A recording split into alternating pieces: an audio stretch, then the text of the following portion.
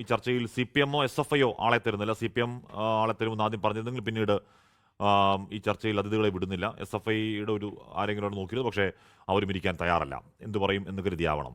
Shri CR Neelakantan ചെയ്യുന്നു. Shri CR Neelakantan, ഇവിടെ ഇവിടെ ഇവിടെ ആൾക്കൂട്ട മർദ്ദനത്തെ, ഇവിടെ പോലീസ് മർദ്ദനത്തിൻ്റെയും ക്രൂരമായ പാവങ്ങൾക്കെതിരെയുള്ള അതിക്രമത്തിൻ്റെയും ഒന്നല്ല, പരമ്പര പോലെ വാർത്തകൾ നമ്മൾ കണ്ടതാണ്.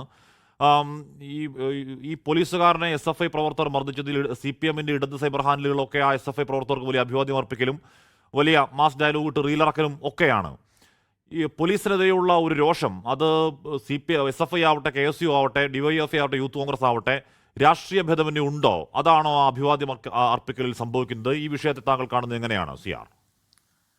ഒന്നാമത്തെ കാര്യം, ഇപ്പോൾ പിണറായി 3-0 ലോഡിംഗ് എന്നൊക്കെയാണല്ലോ പറയണേ.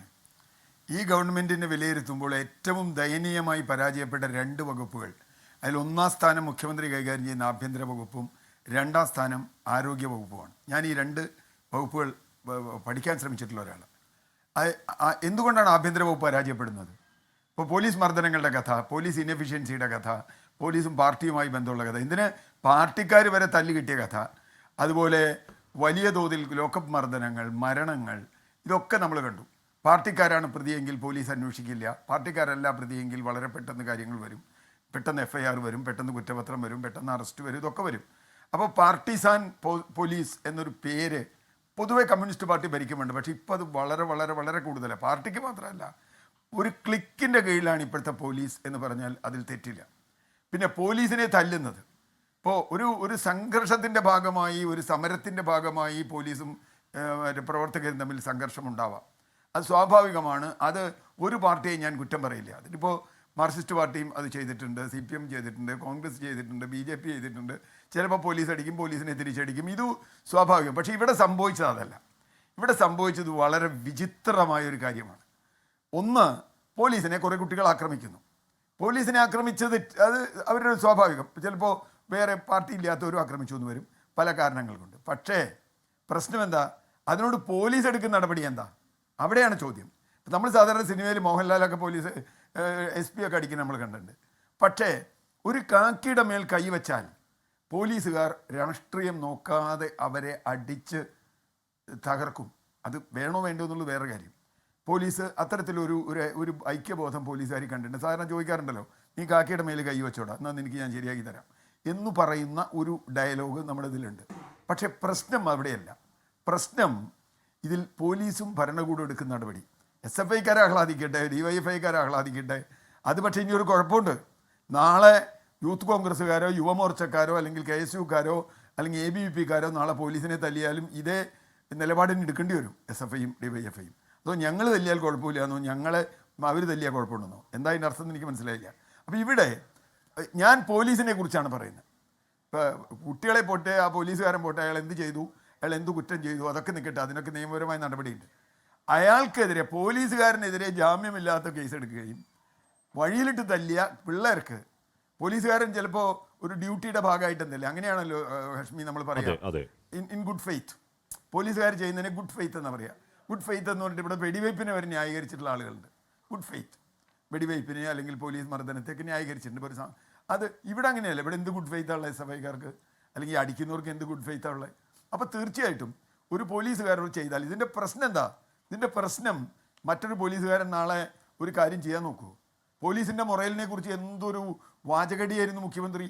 പോലീസിൻ്റെ മൊറയിൽ കളയരുത് പോലീസുകാർ, എന്നിട്ടോ എല്ലാ തെറ്റ് ചെയ്ത പോലീസുകാർക്കും പ്രൊമോഷൻ കൊടുത്ത് അവരെ മോളിൽ കയറ്റിയിരുത്തി. ഇവർ ഡിസ്മിസ് ചെയ്തു, നടപടിയെടുത്തു എന്ന് പറഞ്ഞാൽ പോലീസുകാർ ചിരി വരും. ഞാൻ കണ്ട പോലീസുകാരെ ആർക്കുമില്ല. നമ്മൾക്കിവിടെ കേരളത്തിൽ വലിയ പരാതി വന്ന ശ്രീജിത്ത് അടക്കമുള്ള ആളുകളെ കൊന്ന പോലീസുകാരൊക്കെ പ്രൊമോഷൻ കിട്ടി. ഒരിക്കലും ഒരു കാര്യം വന്നിട്ടില്ല. ഇപ്പോൾ വണ്ടിപ്പെരിയാറിലെ കേസ് നമ്മൾ കണ്ടു, വളയാറിലെ കേസ് കണ്ടു. വണ്ടിപ്പെരിയാറിലെ കേസ് 6 വയസ്സായ കുട്ടി തൂങ്ങി മരിച്ചു എന്ന് പറഞ്ഞിട്ട് ആ കേസ് പ്രതിയെ കൊണ്ടുവന്നു.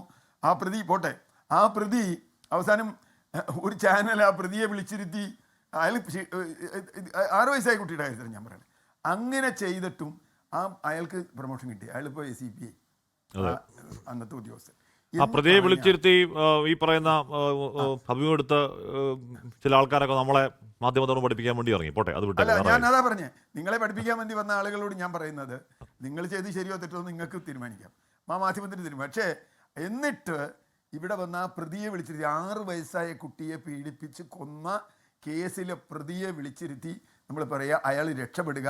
അയാൾ ഞാൻ ആ കേസുമായിട്ട് ആദ്യം മുതൽ ബന്ധപ്പെട്ട ഒരാളെന്നുള്ള എനിക്കറിയാം. അയ്യോ, ആ കേസിൽ അല്ല ശ്രീ CR നീലൻ, ആ കേസിൽ ഈ ആ പ്രതിയെ വെറുതെ വിട്ട ഉത്തരവിൽ കോടതി എണ്ണി പറയുന്നുണ്ട് എന്തുകൊണ്ട് വെറുതെ വിടേണ്ടി വന്നു എന്നും പോലീസിന്റെ വീഴ്ച എന്തൊക്കെയാണെന്ന്. എന്ന് പറഞ്ഞാൽ പോലീസ് ഈ പ്രതിയെ രക്ഷിച്ചെടുക്കാൻ നടത്തിയ നീക്കങ്ങളൊക്കെ എണ്ണി പറഞ്ഞ ഉത്തരവാണ്. ആ ഉത്തരവിന് ശേഷമായിരുന്നു ഈ ആ പ്രതിയെ വിളിച്ചിരുത്തി എന്നിട്ട് നമ്മളെ മാധ്യമധർമ്മം പഠിപ്പിക്കുക എന്ന് മാത്രമല്ല അയാൾക്ക് പ്രൊമോഷൻ കൊടുത്തുന്നേ. അതെ. അപ്പോൾ ആരെ പിരിച്ചുവിട്ടത് പോലീസ്? ഇവിടെ കുറേ പോലീസുകാരെ പിരിച്ചുവിട്ടപ്പോൾ CPM-കാരുണ്ടായിരുന്നെങ്കിൽ അവർ പറയാൻ പോകണം 120 പോലീസ്, എനിക്ക് കണക്കൊന്നും അറിയില്ല, ഇപ്പോൾ ഞങ്ങൾ പിരിച്ചുവിട്ടു. ഏത് പോലീസുകാരെ? എനിക്ക് തോന്നുന്നത് എന്താണെന്നറിയോ, ഇവർക്കെതിരായി നിന്ന പോലീസുകാരെ പിരിച്ചുവിട്ടുണ്ടാവും. അത് മാത്രമല്ല, ഞാൻ നേരത്തെ പറഞ്ഞ പോലെ ആഭ്യന്തര വകുപ്പ് വളരെ ദുരൂഹമാണ് എന്ന് ഈ ഗവൺമെൻറ്റിനെ പിന്തുണയ്ക്കുന്ന സൈബർ ഹാൻഡിലുകൾ വരെ പറഞ്ഞ സന്ദർഭങ്ങൾ ആശ്മിക്കറിയാലോ. ഈ ഗവൺമെൻറ്റിനെ കണ്ണടച്ച് പിന്തുണയ്ക്കുന്നവർ പോലും ഈ ആഭ്യന്തര വകുപ്പിനെ കുറിച്ച് പറയുമ്പോൾ അത് അത്ര ശരിയല്ല എന്ന് പറയുന്നവരാണ്. എന്ന് പറഞ്ഞാൽ ഒരു നാഥനില്ല കളരിയായി ആഭ്യന്തര വകുപ്പ് മാറി. കുറേ ആളുകൾക്ക് തങ്ങൾക്ക് ഇഷ്ടമുള്ള കാര്യങ്ങൾ ചെയ്യാം, പോലീസുകാരെ തല്ലാം, വഴിയിലിട്ടിടിക്കാം, എന്തു വേണി ചെയ്യാം. അപ്പോൾ ഈ പോലീസുകാരൻ എനിക്ക് അദ്ദേഹത്തിൻ്റെ രാഷ്ട്രീയമൊന്നും അറിയില്ല. ഞാൻ ഇതും കൂടി ചേർത്ത് പറയുന്ന ഒരു കാര്യം കൂടി ഉണ്ട്. നമ്മുടെ ഒരു യദു എന്ന് പറഞ്ഞ ഒരു കണ്ടക്ടറുടെ കാര്യം ഓർമ്മയുണ്ടോ? ഒരു പാവം, അയാളൊരു ജോലി ചെയ്തിരുന്ന, അയാളുടെ ജോലി പോയി.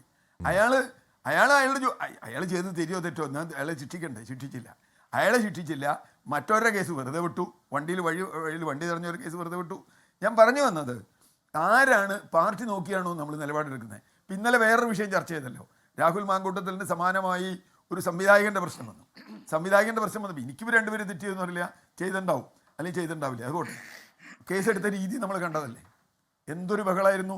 ഒരു വശത്ത് മറുവശത്തോ എന്തൊക്കെയാണ് നമ്മൾ കാണിച്ചത്. ആ സംവിധായകനെ എങ്ങനെയൊക്കെ പ്രൊട്ടക്റ്റ് ചെയ്ത്, ആ സംവിധായകന് പോലീസ് സ്റ്റേഷനിലൊന്നും ജസ്റ്റ് പോയി അതോ അദ്ദേഹത്തിൻ്റെ വീട്ടിൽ പോയിട്ടൊന്നും എനിക്കറിയില്ല. വേറെ ഒന്നും ഉണ്ടായില്ല, ഒരു സംഭവം ഉണ്ടായില്ല. അപ്പോൾ ഇത് പാർട്ടി നോക്കി നമ്മൾ തീരുമാനിക്കുക. പാർട്ടിയാണെങ്കിൽ സ്ത്രീപീഡനാണെങ്കിലും കൊലപാതകമാണെങ്കിലും പോലീസിനെ ആക്രമിക്കലാണെങ്കിലും അതിനനുകൂലിക്കുക. ഇതൊരു ജനാധിപത്യത്തിൽ ശരിയല്ല. ശരി സിയാർ, ഈ യദുവിന്റെ കാര്യം പറയുമ്പോൾ യദു അന്ന് അതിൽ ഏറ്റവും പ്രധാനപ്പെട്ട തെളിവ് ആ ബസ്സിനകത്ത് ഉള്ള മെമ്മറി കാർഡായിരുന്നു. മെമ്മറി കാർഡ് അന്തരീക്ഷത്തിലാവിയായി, ദുരൂഹമായ അന്തരീക്ഷത്തിലാവിയായി. പോലീസ് എവിടെയൊക്കെ അന്വേഷിച്ചു, എന്നിട്ട് എവിടെയും കണ്ടെത്താൻ കഴിഞ്ഞില്ല. എന്നിട്ട് അയാൾക്ക് ജോലിയും പോയി, അയാൾ തേരാപ്പാര ജീവിതം വഴിമുട്ടി നടന്ന് അയാൾ കോടതി കേസ് വരെ നടക്കുന്നുണ്ട്. അതിന് കോർപ്പറേഷനിൽ അതിനുള്ള ശിക്ഷ കിട്ടി എന്ന് തോന്നുന്നു. അതിനുകൂടിയുള്ള ശിക്ഷ പോട്ടെ, അത് ഗുണം കിട്ടിയത് BJP-ക്കാണെന്ന് മാത്രം. ലോകത്തെവിടെയായാലും ഏത് സമയത്തും 24 വാർത്തകളും ഓഗ്മെന്റഡ് റിയാലിറ്റി പാക്കേജുകളും എക്സ്പ്ലെയിനറുകളും വിശദമായി കാണാൻ ഞങ്ങളുടെ YouTube ചാനൽ നിങ്ങൾക്ക് സബ്സ്ക്രൈബ് ചെയ്യാം.